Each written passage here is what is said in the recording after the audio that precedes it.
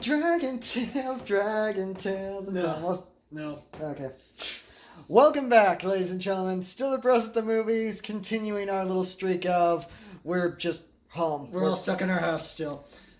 But that might change soon, hopefully. Please, God, let it change soon. Anyway, Raya and the Last Dragon. Now, this is rather interesting because this is another one of those movies that was supposed to come out last year in November at the normal time that Disney movies are supposed to come out. But then, because plague, they ended up delaying it, and now we are watching it with premium access on Disney Plus. Woo!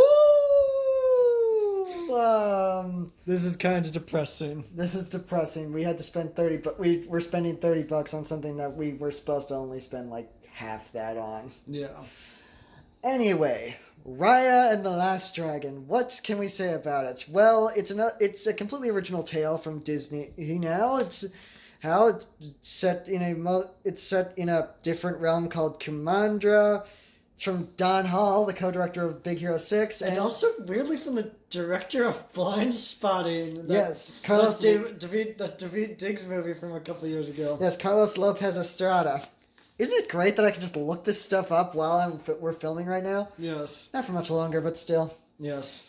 It stars Gemma Chan and Awkwafina and Kelly Marie Tran, who I list last, even though she's the main character, the title character, just simply because she was kind of a last-second addition, and this is the second time in a year that she's been the last-second replacement for someone in an animated movie. Yeah, she was... The same thing happened in Croods for some reason. Because in Croods 2, she replaced Kat Dennings. Here she replaced Cassie Steele, I think is the actress's name. Yeah. I don't know what the thing is, but... But she is now the first ever, because of this, the first ever South Asian Disney princess, as well as the first South Asian woman to headline a Disney animated movie. Yeah, and through all that, it's just nice to see Kelly Marie Tran getting some dues, because after all the crap she had to put up with after The Last Jedi for no real reason... It is great that she's getting work, like she's done, like this, and the Croods, and... That Facebook series, I guess she did with Elizabeth Olsen. But no one really remembers that, and now there's a way better Elizabeth Olsen series about dealing with grief. Yeah, that is not on a streaming service that nobody even realized existed. So who's been watching all of WandaVision? It was these guys all. Oh, damn it! Yeah. In case you can't tell, we watched WandaVision this morning. We just finished WandaVision, and it's just awesome. So, but not about that. We're going to talk about Raya. I really have nothing much to say about this other than it is an interesting statement that this is the first Disney movie animated entirely from home. Yes, because the pandemic hit last year. Around the time they probably would have actually started the animation process for this. Now, granted, most computer-generated movies take about 4 years to make. This took but that's because that's 3 years of working on the story, building original pieces of the movie. You can get all of this if you actually watch Into the Unknown on Disney Plus. Because if that was not part of your quarantine repertoire of viewing this year. But basically, the last year of production is when the actual parts of the movie get into place. So this is an animated movie. The final stretch of it was basically made in quarantine. Yeah. So that's rather interesting. There's even a special feature here on Disney Plus of them basically being like, here's what it was like when we basically made the movie entirely in quarantine. Yeah. And yeah, that's about it. It's interesting that it's a movie made almost entirely in quarantine. It's this new movie that's built around all these different Asian cultures, filled with an almost entirely Asian cast. I say almost entirely because they still managed to sneak Alan Tudyk in there. Yes. So, yeah. I'm personally a little excited about it because it's one of those rare Disney movies where it's like action, fantasy, no music, all that stuff. Yeah, it's very exciting. It's a very interesting concept.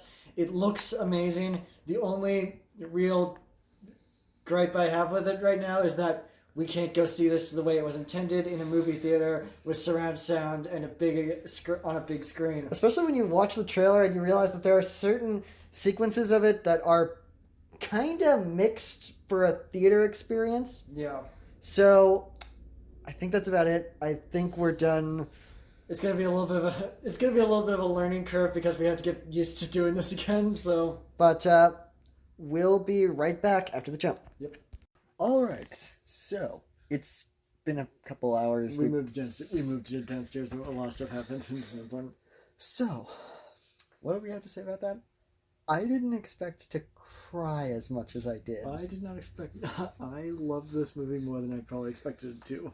And really, I think one of my favorite things is the fact that Raya is the first Disney protagonist, like straight Disney protagonist, to actually be allowed to to be a smart alecky Marvel style riff kind of thing. It was a very different kind of Disney movie. It's not to say it doesn't feel like a Disney movie.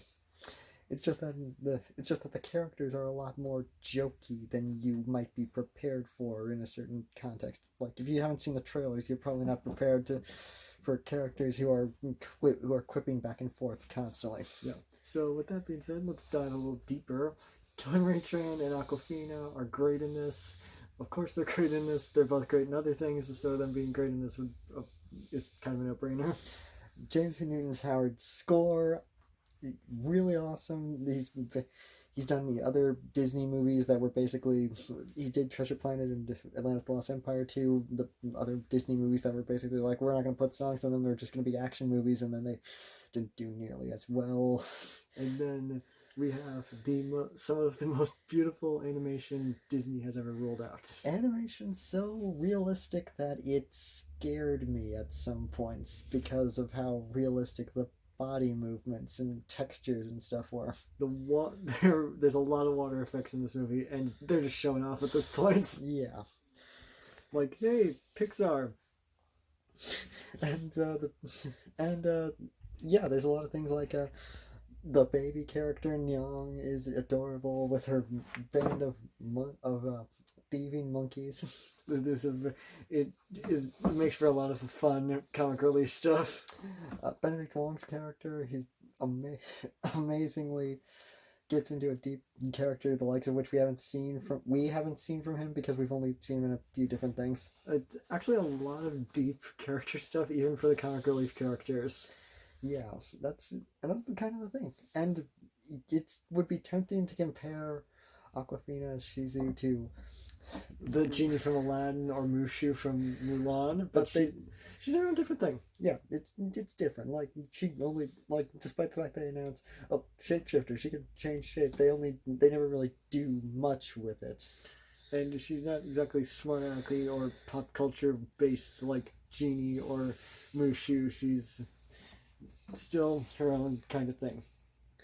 And that's the kind of thing. And Gemma and the message is pretty good, especially after the horrible 4 years and year we've in 3 months we've had as a world and are continuing to have.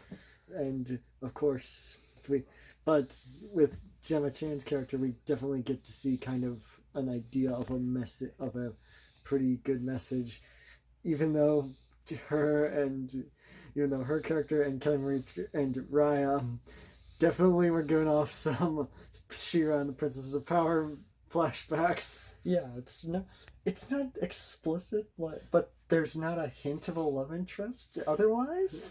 So there's definitely some moments where it seems like somebody was just gonna go, "Hey, Adora," but otherwise it's good. I wish we could have seen it in theaters. Technically, we could have, but we didn't because we were that stupid. So yeah, we're not. But so yeah, it's good. I think is it worth the $30 for Premiere Access? Maybe. I think it is. If you're gonna watch it more than once while you have it, then yeah, we're probably gonna watch it more than once. We'll see. The bonus features are probably we're probably gonna watch the bonus features even later. But yeah, that's not much to say. it's hard to do this when we don't have a time limit. Yeah. So I guess we'll just call it. I guess we can just call it here.